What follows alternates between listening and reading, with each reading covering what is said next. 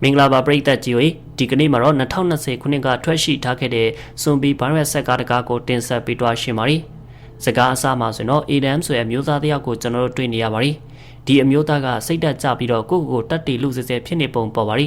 အဲဒီနောက်ဆက်ကားက Adam တီချောင်းကြံစီဖို့မကြိုးစားခင်သူ့ရဲ့ဘဝအခြေအနေကိုပြောင်းလဲပြတာပါရီသူကအပြင်ဘက်ကနေထူးထူးဆန်းအုပ်အော်တောင်းနေဖြစ်နေတဲ့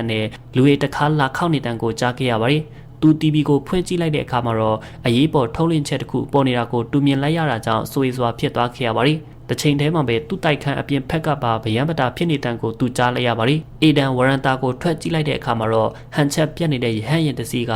ဆောင်အုပ်တစ်ခုကိုဝင်တိုက်လိုက်တာတူမြင်လိုက်ရပါရီ။သူ့ရဲ့တိုက်ခန်းအောက်မှာကြောက်ပြီးထွက်ပြေးနေကြတဲ့လူတွေရှိနေတာကိုလည်းသူသတိထားမိခဲ့ပါရီ။အေဒန်ကအထိတ်တလန့်ဖြစ်နေပြီးတော့ရုတ်တရက်သူ့ရဲ့အိမ်နီးရှင်ကသူ့ရဲ့တိုက်ခန်းထဲဝင်လာကသူ့စီပြေးလာပါရီ။သူ့ရဲ့အိမ်နီးရှင်ကသူ့ကိုပုံနေဖို့ပြောပြီးတော့တန့်စင်ခန်းအထဲပြေးသွားခဲ့ပါရီအေဒန်ကသူ့ရဲ့အိမ်နီးရှင်ရဲ့ကုတ်အပေါ်မှာကတ်ရတစ်ခုကိုတွေးတဲ့အခါမှာတော့ထူးဆန်းနေတယ်လို့ခန်းစားမိလိုက်ပါရီအဲ့ဒီနောက်မှာတော့တမျိုးလုံးကအ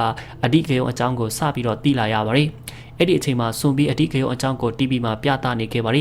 ီတရင်အရစွန်ဘီဘိုင်းရဟာကုတ်ချစ်ရတွေနဲ့ကတ်ရတွေကတွေးကြောင်ကူးဆက်ပြန့်နှံ့တတ်တယ်လို့သိရပါရီဒါအပြင်စွန်ဘီပိုင်းရဲ့ကူးဆက်ခံရတဲ့လူတစ်ယောက်ဟာမျက်လုံးထဲမှာတွေးထွက်ပြီးတော့အော်ဟစ်ကဆက်ထူဓာတ်ကိုစားလာပါလိမ့်မယ်လို့ပြောပါရီအေဒန်ကလည်းသူ့ရဲ့အိမ်နီးရှင်ရဲ့မျက်လုံးတွေအနီရောင်ပြောင်းလာတဲ့အခါမှာသူ့ကိုတန်တရားဖြစ်လာမိပြီးတော့ချက်ချင်းပဲမောင်းထုတ်ခဲ့ပါရီကံကောင်းတာကတော့အဲ့ဒီလူဟာအဲ့ဒီအချိန်မှာပဲကူးဆက်ခံထားရပေမဲ့သတိရှိနေစေဖြစ်ပါရီသူ့အိမ်နီးရှင်ထွက်သွားတာနဲ့တပြိုင်နက်တည်းကော်ရီဒါအထဲမှာစွန်ပြီးတိုက်ခိုက်တာကိုအဲ့ဒီလူကလည်းချက်ချင်းပဲခံခဲ့ရပါရီအဲ့ဒီနောက်တော့အေဒန်ကလည်းအလွန်ဆိုးရွားဖြစ်နေခဲ့ပြီးတစ်ချိန်တည်းမှာသတင်းကလည်းအိမ်မှာပဲနေဖို့တယောက်နဲ့တယောက်ဘီကင်းတဲ့အကွာဝေးမှနေဖို့ဒါမှမဟုတ်ဘယ်တူးနဲ့မှလုံးဝမတွေ့တာကပိုကောင်းတယ်လို့အကြံပြုထားပါရီအဲ့ဒီနောက်သူ့စီကိုလာနေတယ်ဆိုရဲသူ့ရဲ့အဖေစီကနေမက်ဆေ့ဝင်လာပေမဲ့တစုံတရာကသူ့အဖေတို့ခီးစင်ကိုပိတ်ဆို့နေတယ်လို့တီးလိုက်ရပြန်ပါရီအေဒန်ကလည်းသူ့ရဲ့အဖေကိုဖုန်းဆက်ဖို့စူးစမ်းပေမဲ့လိုက်မမိခဲ့ပါဘူး။နေ့ရဲ့အရေးအတွက်တွေကိုမန်အပေါ်မှာမာကာနဲ့စတင်မှတ်ထားခဲ့ပါရီ6ရက်မြောက်နေ့မှာဆိုတော့သူ့ရဲ့တိုက်ခန်းကိုရှင်းရင်းနဲ့မအားအောင်နေခဲ့ပါရီအဲဒီနောက်သတင်းကမြို့ကြီးပြကြီးတွေမှာရေရရှိမှုပြတ်တောက်လာပြီလို့လည်းတင်ဆက်ပါရီညဘက်မှာသူ့ရဲ့ laptop ကင်မရာအရှိမထိုင်ပြီးတော့ဆက်လန်းတွေပြောရင်းအချိန်ဖြုံးကသူ့ရဲ့ blog အတွက်ဗီဒီယိုကိုရိုက်ကူးနေခဲ့ပါရီနဘက်ကြပြီးနောက် Adam ကလည်းတောက်ရည်ပြက်လာခဲ့ပြီးတစ်ချိန်တည်းမှာသူ့ရဲ့ blog ကအပိုင်းတွဲ16ကိုရောက်ရှိလာခဲ့ပါပြီအဲ့ဒီအချိန်မှာအခန်းထဲမှာပဲအကြာကြီးနေရပြီးတော့ဘာမှမလုပ်တာကြောင့်သူစိတ်ပြက်ပြီးတော့တွေးလေခြောက်ခြားလာခဲ့ပါရီသူ့ရဲ့မျက်နှာအပေါ်မှာကိုပိုင်းဆိုင်ရာအရာဖိစီးနေပုံစပေါ်လာခဲ့ပြီးမုတ်စိတ်မွေးရကလည်းထူလာပါရီသွေးလေခြောက်ခြားမှုတွေရဲ့အကျိုးဆက်တစ်ခုအနေနဲ့သူကအတတ်မပါပဲကစ်တာတီးကဘစ်ဘောကစားဟန်ဆောင်နေခဲ့ပါရီနောက်ဆုံးမှာဆိုတော့သူကအလွန်ဝမ်းနည်းနေပြီဖြစ်တာကြောင့်ဘစ်ဘောကစားမှုကမန်ကိုရိုက်ခွဲပြီးအဆုံးသတ်သွားခဲ့ပါရီမမျော်လင့်ထားပဲနဲ့မန်ကွဲသွားတဲ့အတန်ကမယူရွယ်ပဲစွန်ဘီကိုဆွဲဆောင်လိုက်ကရုတ်တရက်စွန်ဘီပေါ်လာပြီးတော့သူ့ရဲ့တိုက်ခန်းလေးဝင်လေးထွက်အပေါက်ကနေပြုတ်ကျလာခဲ့ပါရီကံကောင်းရှင်တော့သူဟာစွန်ဘီကိုဘစ်ဘောရိုက်တိုင်နဲ့ရိုက်လိုက်နိုင်ခဲ့ပါရီအဲ့ဒီနောက်သူဟာရေလွှာရှော့စီပုတ်ပြားနဲ့လေးဝင်လေးထွက်ပေါက်ကိုပိတ်ထားလိုက်ပါရီအချိန်တွေကုန်ဆုံးလာခဲ့ပြီးအေဒမ်ကတော့နေ့စဉ်နေ့တိုင်းတူညီတဲ့လုပ်ငန်းဆောင်တာတွေကိုလုပ်နေစေဖြစ်ပါရီတနေ့မှာတော့သူ့အမေစီကနေသူ့အတန်မက်ဆေ့တစ်ဆောင်ရခဲ့ပါရီအတန်မက်ဆေ့ထဲမှာဆိုတော့သူ့ရဲ့အမေကသူ့အမလမ်းတွေမပိတ်ခင်မြို့ပြင်ရောက်သွားခဲ့တယ်လို့ပြောပြပါရီအေဒမ်ကိုသူ့အမေကသူ့အမအိမ်ကိုတွားဖို့အကြံပေးပါရီမိခင်ကသူမနဲ့အေဒမ်အဖေတို့ရုံးမှာလော့ဒေါင်းမိနေတယ်လို့လည်းသူ့ကိုအသိပေးပြီးတော့အဲ့ဒီနောက်သူ့အမေရဲ့နေရာကရုံရင်ဆန်ခတ်အတန်တွေကိုသူကြားလိုက်ရပါရီအေဒမ်ကဒါရီအားလုံးကြောင့်စိတ်ကုန်လာတဲ့အတွက်အပြင်ကိုထွက်ပြီးစွန်ဘီတွေကိုရှေ့မုံဖို့ဆုံးဖြတ်လိုက်ပါရီဒါပေမဲ့သူအပြင်ရောက်တဲ့အခါမှာတော့တကယ်အခြေအနေကသူ့ရဲ့မျောလင့်ချက်နဲ့တထက်ထဲမကျပဲချက်ချင်းပဲကြောက်စရာကောင်းတဲ့စွန်ဘီတွေလိုက်တာကိုခံရပါရီကံကောင်းရှင်တော့သူ့ရဲ့တိုက်ခန်းကိုဘေးကင်းစွာနဲ့သူပြန်သွားနိုင်ခဲ့ပါရီသူချောင်းကြည့်တဲ့အပေါက်လေးကနေကြည့်လိုက်တဲ့အခါမှာတော့စွန်ဘီတကောင်အပေါက်ကိုစိုက်ကြည့်နေပြီးသူ့ကိုအပြင်ခေါ်နေတာတွေ့ခဲ့ရပါရီအချိန်တလအကျော်ကြာကုံဆုံးလာခဲ့ပြီးတမျိုးလုံးရဲ့လက်စင်မီကစတင်ပြတ်တောက်ခဲ့ပါရီအဲ့ဒီနောက်အေဒမ်တီချောင်းကြံတော့မဲ့ကနဦးအခန်းကိုပြန်ရောက်လာပါရီအဲ့ဒီအချိန်မှာအာရယာတိုင်းပေါ်သူ့ရဲ့မျောလင့်ချက်မေ့လာပြီးတော့ကျိုးဆွဲရတဲ့သူ့ရဲ့အသက်ကိုအဆုံးသတ်လိုက်တော့ဖို့ဆုံးဖြတ်ပါရီဒါပေမဲ့ဒီအချိန်မှာပဲသူ့ဘေးတိုက်ခန်းမှာနေတဲ့အမျိုးသမီးတစ်ယောက်ကိုတူမြင်လိုက်ရပါရီအဲ့ဒီအချိန်ကလေးကအေဒမ်ကလည်းကိုတတ်တီဖို့ရုပ်သိမ်းလိုက်ဖို့ဆုံးဖြတ်လိုက်ပြီးတော့အသက်ရှင်ဖို့သူ့ရဲ့ရည်ရွယ်ချက်ကိုစတင်ရှာဖွေပါရီနောက်တနေ့မှာဆိုတော့ဇွဲပိုင်းလေးတစ်ခုကိုအတုံးပြပြီးတော့အမျိုးသမီးနဲ့သူစတင်ဆက်သွယ်ပြောဆိုခဲ့ပါရီဒီလိုဆက်သွယ်မှုကနေတဆင့်အမျိုးသမီးရဲ့နာမည်ကအီဗာဆိုတာကိုသူသိလိုက်ရပါရ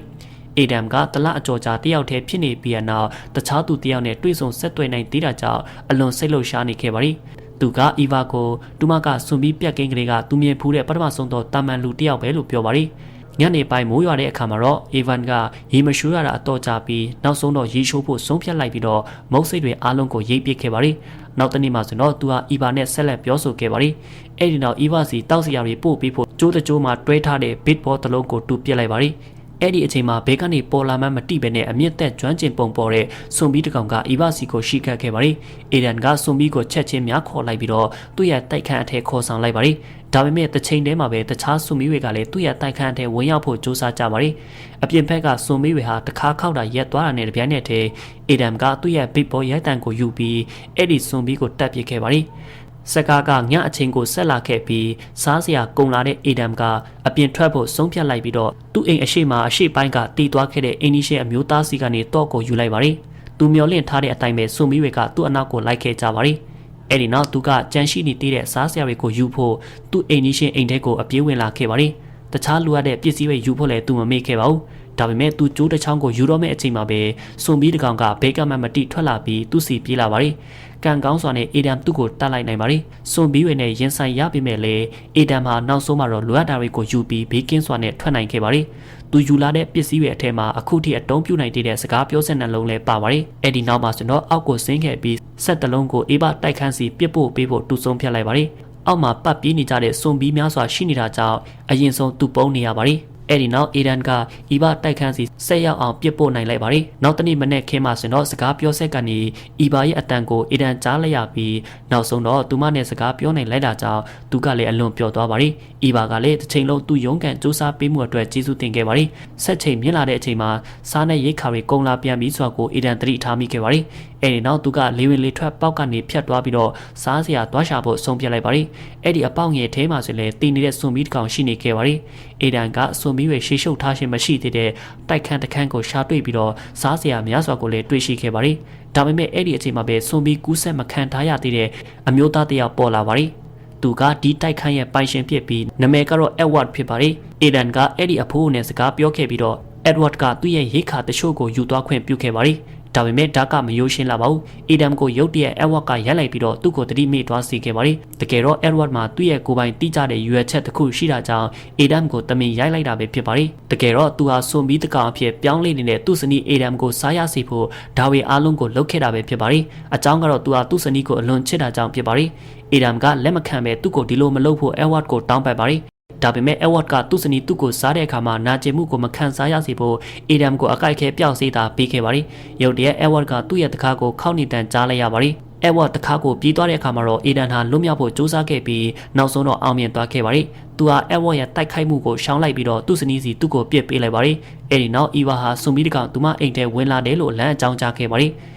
အေဒမ်ကလည်းချက်ချင်းပြေးစင်းလာပြီးတော့စွန်ဘီတကောင်ကိုတနတ်နဲ့ပြစ်လိုက်ပါတယ်။သူ့ကိုပြစ်လိုက်ပြီးနောက်ရုတ်တရက်စွန်ဘီများစွာကသူ့အနောက်ကိုလိုက်ကြဖို့ဗရန်တာကနေခုန်ဆင်းကြပါတယ်။အေဒမ်ကချက်ချင်းထွက်ပြေးလာပြီးအီဗာဗရန်တာအောက်ကဗရန်တာပေါ်ကိုတက်ခဲ့ကသူမကိုဆင်းလာဖို့အော်ပြောခဲ့ပါတယ်။နောက်ဆုံးတော့သူတို့နှစ်ဦးကအတူရှိနိုင်သွားကြပြီးစွန်ဘီရဲ့လက်ကနေအေဒမ်ရဲ့တိုက်ခန်းကိုပြန်ပေးလာခဲ့ကြပါတယ်။သူတွေကလမ်းမှာစွန်ဘီများစွာနဲ့ရင်ဆိုင်ဖို့လိုအပ်နေတယ်ဆိုတာကိုကျွန်တော်တို့မြင်နိုင်ပါတယ်။နောက်ဆုံးတော့အီဗာဟာအေဒမ်ရဲ့တိုက်ခန်းအထက်ကိုဘီကင်းစွာနဲ့ဝင်သွားနိုင်ခဲ့ပါတယ်။အေဒမ်ကတော့အထက်ကိုမဝင်နိုင်ခင်အပြင်ဘက်မှာစွန်ဘီတွေနဲ့တိုက်ခိုက်ဖို့ကြိုးစားခဲ့ပါတယ်။သူကသူ့ရဲ့ခန္ဓာကိုယ်မှာကိုက်ခံလိုက်ရတယ်လို့ခံစားရပြီးသူ့ကိုတတ်ဖို့အီဗာကိုချက်ချင်းတိုက်သွင်းခဲ့ပါတယ်။ဒါပေမဲ့အီဗာကသူ့ကိုချစ်နေပြီဖြစ်တာကြောင့်ငင်းဆန်ခဲ့ပါတယ်။အကျိုးဆက်အနေနဲ့အေဒမ်ကအဆောင်ဦးတစ်ခုအပေါ်ကနေခုန်ချပြီးကိုယ့်ကိုယ်တတ်တည်ဖို့နောက်ဆုံးမှဆုံးဖြတ်ခဲ့ပါတယ်။ဒါပေမဲ့သူအင်ဂျီကိုချွတ်လိုက်တဲ့အခါမှာတော့သူ့ရဲ့ခန္ဓာကိုယ်အပေါ်မှာကိုက်ရတစ်ခုမှမတွေ့ရတာကြောင့်သူတို့နှစ်ယောက်စလုံးကလည်းအံ့ဩတွားကြပါတယ်။စကားအဆုံးမတက်ခင်စွန်မီဝေအိမ်အထဲကိုဝင်ဖို့စူးစမ်းနေကြဆဲဆိုတာကိုသူတို့ကြားလိုက်ရပြီးထိန်းထားဖို့စူးစမ်းခဲ့ပါတယ်။အဲ့ဒီအချိန်မှာသူတို့နှစ်ယောက်စီစီလုံးနဲ့အတူကြော်ဖြတ်ကြဖို့တယောက်ကိုတယောက်ဂတိပေးလိုက်ကြပါတယ်။ဆက်လန်းလေးကလည်းဒီနေရာမှာပဲအဆုံးတက်သွားခဲ့ပါတယ်။အယိုးသားဆုံးပြောရမယ်ဆိုတော့ဆက်ကားကအေးဆက်ဝင်ခန့်အနေငယ်နဲ့အစပြိုးထားပေမဲ့ဆက်ရှိန်တက်လာတာနဲ့အမျှစိတ်ဝင်စားအခန်းတွေစတင်ပေါ်လာခဲ့ပါတယ်။ဆက်လန်းကိုစန့်တငင်ဖြစ်စေခဲ့တဲ့အဖိုးအိုရဲ့တရုတ်ဆောင်ချက်တွေကလည်းပါဝင်ပါတယ်။ကြည့်ရှုပေးကြပရိသတ်များအားလုံးကျေးဇူးအထူးတင်ရှိပါခင်ဗျာ။